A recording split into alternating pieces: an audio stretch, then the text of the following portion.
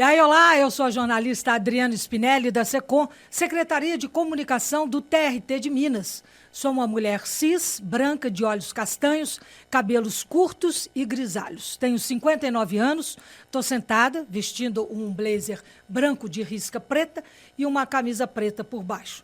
No nosso podcast de hoje, vamos falar sobre protocolos de julgamento na Justiça do Trabalho. Para que eles servem? Quais são esses protocolos? Qual o objetivo dessas diretrizes e os impactos na vida sua aí, de você, do cidadão e da cidadã brasileira? Quem vai responder tudo isso é a juíza titular da primeira vara de Sete Lagoas, Carla Cristina de Paula Gomes. O podcast Papo Legal está no ar.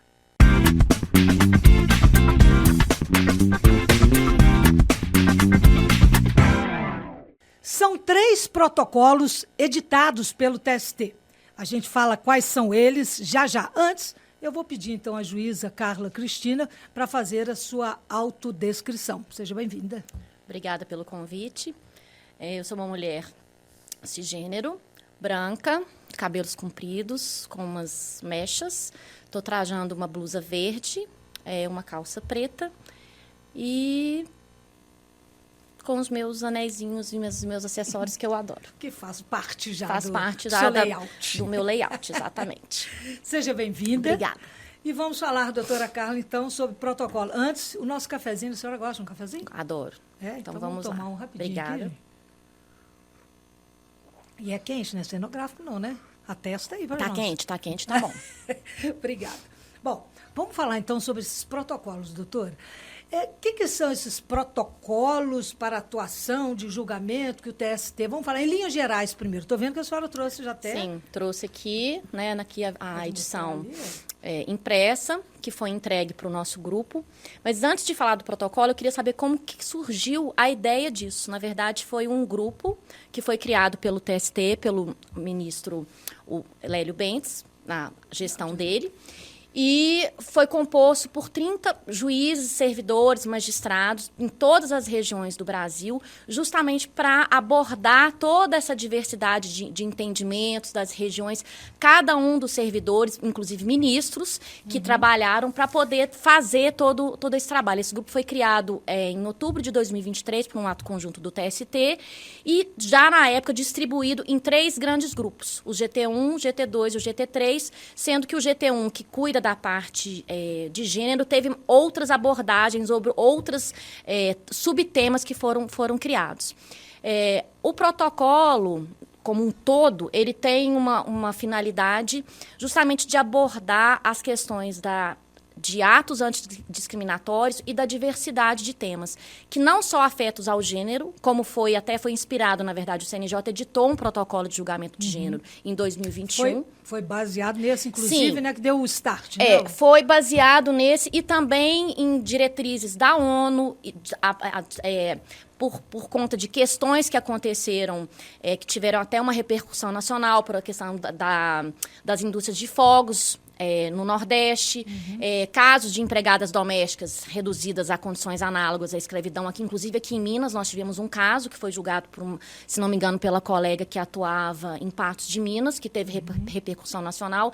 Então, foram esses temas que chamaram a atenção, inclusive, da Corte Interamericana de Direitos Humanos, na qual, num caso específico, o Brasil foi condenado justamente por omissão, por não adoção de estratégias e de uma abordagem para esses temas. E aí, diante disso, foram surgindo esses protocolos e, especificamente, no âmbito do direito do trabalho, foi através desse grupo que foi criado em outubro de 2023. E, desde então, até agora, o lançamento foi dia 18 de agosto de 2024, que eles foram lançados. Então, nós tivemos todo um trabalho durante praticamente 1 ano e 2 meses com reuniões síncronas e também assíncronas. Estivemos no TST, fizemos todo um trabalho, inclusive coordenadas por uma psicóloga que coordena o trabalho, para que essa abordagem pudesse ser a mais ampla possível, a mais diversa possível, com todos esses temas. Então, vamos explicar. Os protocolos são diretrizes, são orientações, são 3 protocolos, São 3 protocolos. Eu anotei aqui, vou ler minha colinha aqui. O protocolo para atuação e julgamento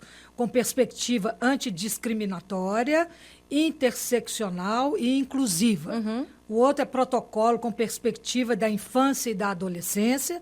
E o terceiro é de enfrentamento do trabalho escravo contemporâneo. Sim. Então, em linhas gerais, que a senhora estivesse falando, se a gente estivesse lá num botequinho aqui agora, que a senhora fala, o que é isso? São diretrizes para, quando tiver esses casos assim, todo mundo tem que ficar mais atento? Na verdade, o protocolo é como se fosse um roteiro, não só, na verdade, assim, atuação e julgamento na Justiça do Trabalho. Então, no primeiro momento, você pode pensar que ele é só destinado aos magistrados. Como houve uma abordagem, assim, de uma forma ampla, não só de casos que já aconteceram, de situações que podem vir, de temas que foram tratados, que foram trazidos como questão. O primeiro tema, questão de inclusiva, a questão de inclusiva, todos são para julgamento antidiscriminatório. Só que cada um desses três temas tem uma especificidade. Então, dentro da primeira abordagem, quando você pensa em inclusão, você pensa na questão do etarismo, na questão da discriminação dos PCDs, né, das pessoas com deficiência, também aí o trabalho infantil, no trabalho das crianças, o trabalho escravo contemporâneo, que vai abordar... ultimamente não se fala mais trabalho reduzido à condição análoga de escravo, é justamente trabalho escravo contemporâneo, porque há determinadas situações que estão acontecendo, às vezes, não só em... Vamos pensar, em fazendas distantes ou em locais onde que era difícil essa acepção, são trabalhos que já acontecem em grandes cidades, como, por exemplo, São Paulo, até Minas Gerais.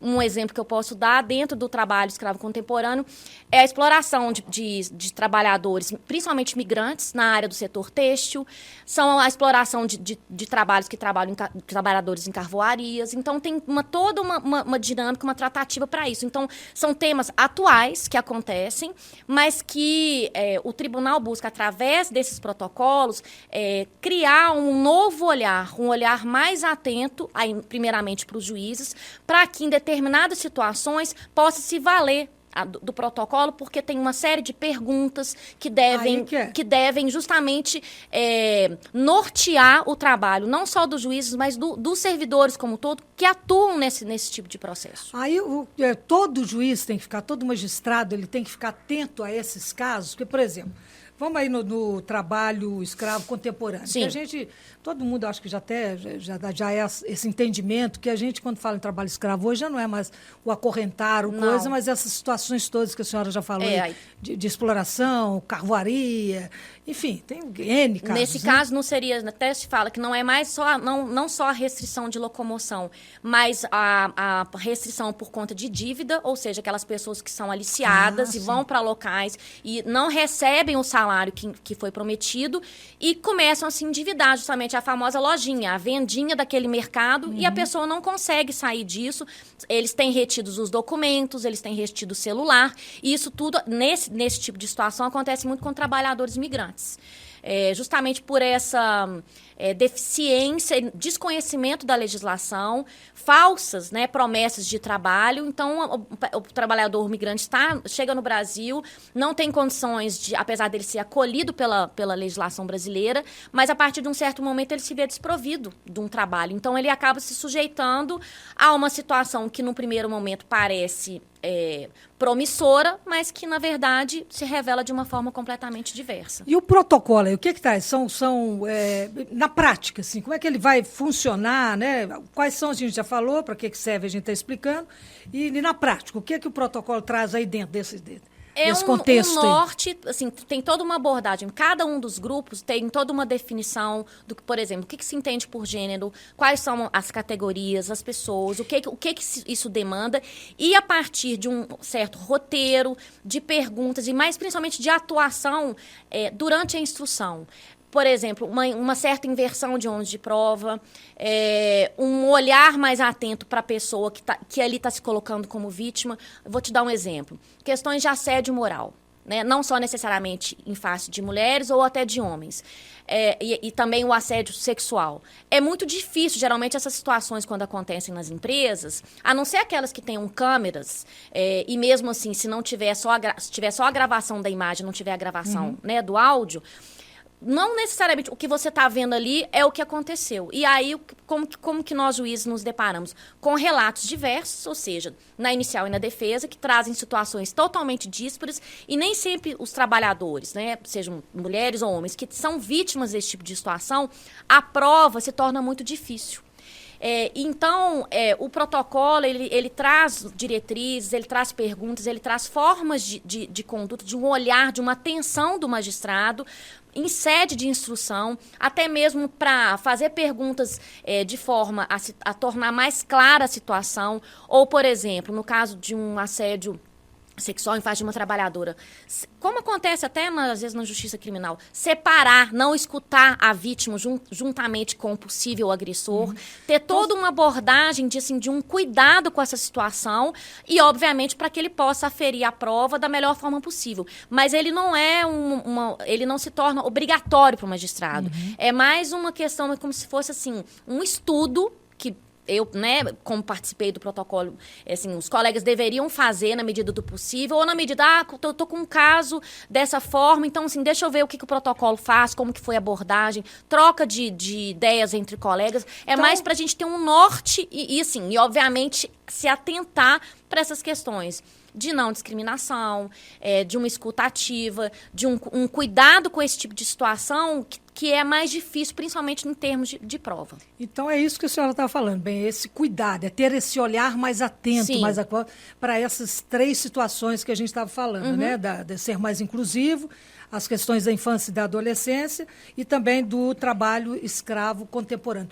Todo magistrado, todo mundo tem acesso a esse protocolo, tá público? Ele foi disponibilizado no site do TST, aqui no tribunal também, em todos os tribunais, e na verdade, foram impressos, não foram muitos impressos. No dia do lançamento, todos que participaram do grupo receberam, eles disponibilizaram, se não me engano, 150, mas há tribunais que já providenciaram a publicação física para todos os magistrados. E eu penso que, inclusive, assim, não deveriam ser só direcionados para os magistrados, mas também que pelo menos 1 ou 2 exemplares fossem distribuídos para as secretarias das varas, para todas, para que o diretor tivesse acesso, principalmente os servidores, né, que trabalham em segunda instância e na primeira instância também, tivessem acesso, porque, na verdade, é um estudo muito rico que vai abordar esses conceitos que não necessariamente vão importar no julgamento, mas principalmente na atuação do processo. Cuidado, né? É um ao cuidado, receber, olhar.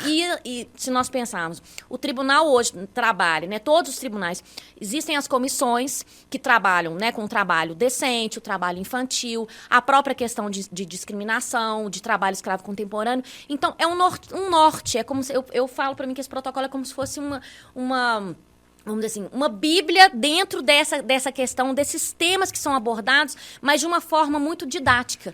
Tanto que nós contamos com o auxílio da professora Lígia Pimenta, que ela que coordenou justamente a escrita, e aí nós já pensávamos, né, justamente para a questão dessa adoção da linguagem simples. Então, não se trata de um vamos dizer assim, de um livro jurídico, acadêmico, ainda que ele traga conceitos acadêmicos de todos esses temas, mas a abordagem se deu de uma forma muito didática e assim, mais esclarecedora, mais simples, justamente para que o colega que leia isso, o magistrado que venha consultar, ele vai ter até mesmo um exemplo, ele vai uma referência, uma referência diante daquela situação que está sendo colocada para ele ali naquele momento. Doutora, o nosso tempo voa. E a gente já está quase acabando. Sim. Mas vamos para o cidadão, né? Para a cidadã, para quem precisa disso, qual que é a vantagem disso aí, de ter esse olhar acolhedor para as pessoas, né?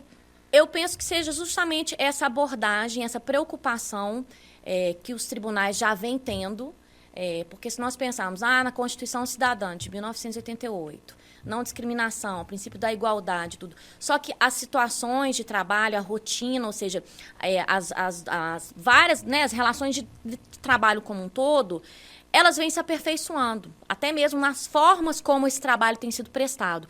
Mas, quando se pensa numa exploração, a exploração também, ou seja, ela também avançou, ela mudou a forma de discriminação e de exploração. Então, hoje, como você mesmo falou, não só a restrição de locomoção, a pessoa, o trabalho escravo contemporâneo está acorrentado, mas ele vai ter restrições do mundo moderno da qual ele não vai conseguir sair. Ou se nós pensarmos na questão de gênero, a não contratação, por exemplo, de uma mulher que, assim, recém-casada e no processo de seleção já de uma forma subliminar, isso já é colocado para elas, assim, porque se você for pensar, recém-casada vai ter filho. Então, assim, são às vezes os atos de discriminação, eles vêm de uma forma sutil, subliminar. Então, são essas questões e que acontecem no dia a dia. Ou se você pensar na questão de trabalhadores, ou negros, ou mesmo os